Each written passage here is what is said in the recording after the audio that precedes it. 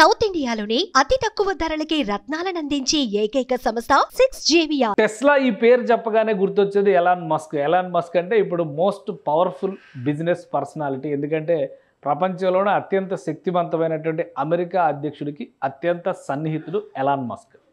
ఆయన ఏది కోరితే అది అమెరికాలో దక్కేటువంటి అవకాశం ఉంది. దానికి తగ్గట్టుగానే రాజకీయ కార్యకలాపాలు, రాజకీయ వ్యవహారాలు కూడా అమెరికాలో నడుస్తున్నాయి. ఇటీవలే ప్రధానమంత్రి నరేంద్ర మోడీ అమెరికా పర్యటనకు వెళ్ళారు. డొనాల్డ్ ట్రంప్తో పాటు ఎలాన్ మస్క్తో కూడా భేటీ అయ్యారు.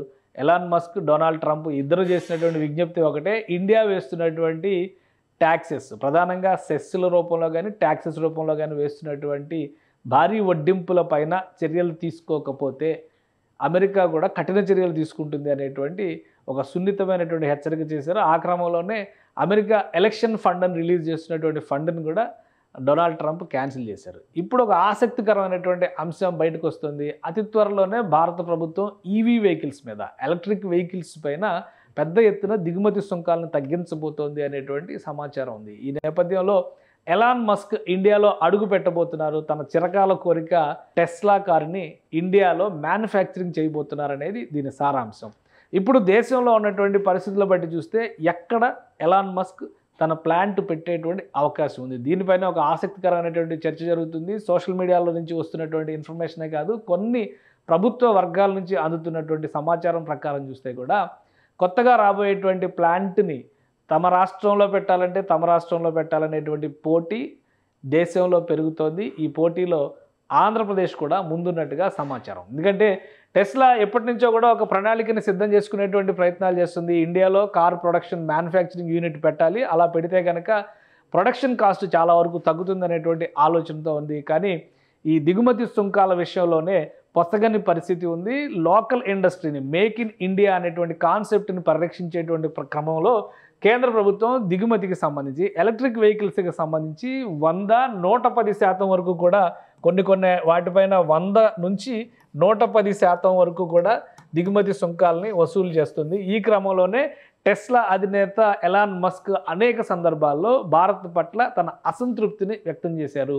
రెండోసారి డొనాల్డ్ ట్రంప్ అధ్యక్షుడు అయిన తర్వాత దిగుమతి సుంకాల విషయంలో తగ్గని ఏ దేశాన్నైనా కానీ కఠిన చర్యలు తీసుకునేటువంటి ప్రయత్నం చేస్తామనే హెచ్చరికని డొనాల్డ్ ట్రంప్ చేశారు. ఆ క్రమంలోనే అటు చైనా పైన, కెనడా పైన భారీగా వడ్డింపులు కూడా వేశారు. ఇండియా కూడా మినహాయింపు కాదనేటువంటి హెచ్చరికలు చేశారు. ఈ నేపథ్యంలో ఇప్పుడు భారత ప్రభుత్వం ఈ దిగుమతి సుంకాలకు సంబంధించినటువంటి అంశం పైన ఒక స్పష్టత తీసుకునేటువంటి అవకాశం ఉంది. ఒకవేళ అదే జరిగితే టెస్లా కారు కూడా ఇండియాలో మ్యానుఫ్యాక్చరింగ్ యూనిట్ పెట్టేటువంటి అవకాశం కనిపిస్తుంది. ఇందులో ప్రధానంగా 3 రాష్ట్రాలు ఇప్పటికే పోటీలో ఉన్నట్టుగా ఒక సమాచారం ఉంది.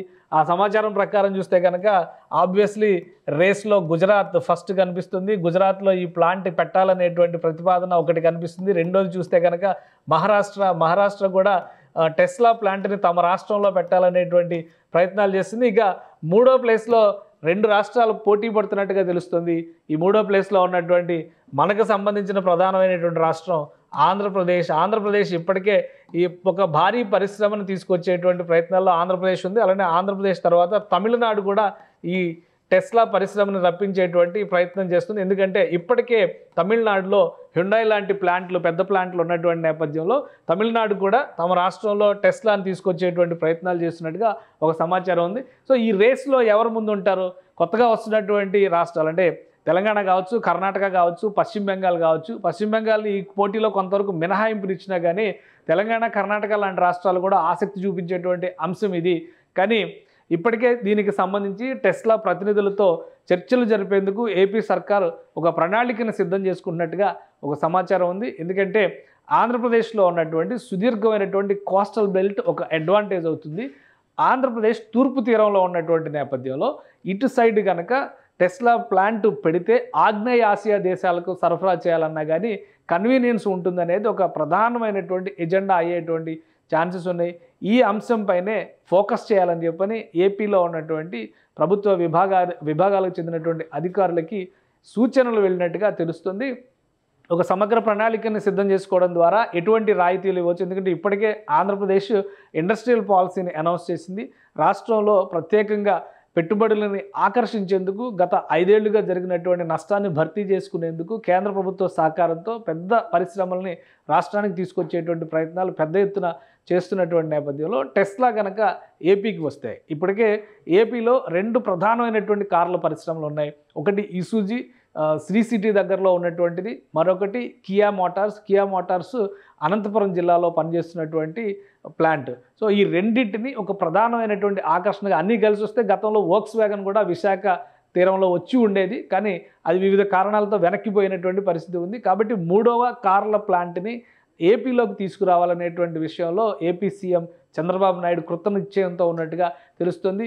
నరేంద్ర మోడీ అమెరికా పర్యటన తర్వాత జరిగిన పరిణామాలు, తదుపరి తీసుకోబోయేటువంటి ఈ దిగుమతి సుంకం వ్యవహారం పైన కేంద్రం తీసుకోబోయేటువంటి చర్యలు, వీటిని పరిగణలోకి తీసుకుని చూసినప్పుడు అతి త్వరలోనే ఎలాన్ మస్క్ ఇండియా పర్యటనకు వచ్చేటువంటి అవకాశాలు ఉన్నాయనేది ప్రధానమైనటువంటి అంశం.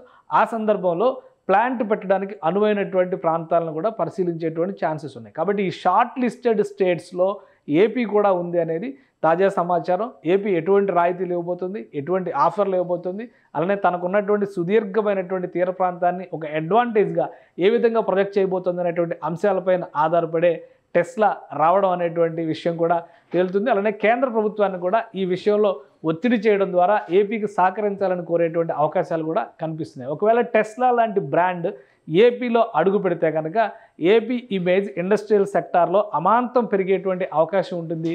ఒక అంతర్జాతీయ స్థాయి బ్రాండ్ ఏపీలో ల్యాండ్ అయిందనేటువంటి ఇమేజ్ రాష్ట్ర ప్రభుత్వానికి కూడా ప్రతిష్టాత్మకంగా మారేటువంటి ఛాన్సెస్ ఉన్నాయి. కాబట్టి దిగుమతి సుంకాలపైన కేంద్రం ఒక నిర్ణయం తీసుకున్న వెంటనే ఈ పర్యటనకు సంబంధించినటువంటి క్లారిటీ వచ్చే అవకాశం ఉంది. దిగుమతి సుంకాలపైన నిర్ణయాలు తీసుకునే దాన్ని బట్టి రాష్ట్ర ప్రభుత్వం కొన్ని ప్రతిపాదనలు సిద్ధం చేసేటువంటి అవకాశం ఉంది. ఈ ప్రపోజల్స్ని కనుక కన్సిడర్ చేస్తే రాబోయే రోజుల్లో టెస్లాకి ఏపీ ఒక హోమ్ ఫర్ టెస్లా అనేటువంటి నినాదాన్ని తీసుకునేటువంటి ప్రయత్నం చేసే ఛాన్సెస్ కనిపిస్తున్నాయి.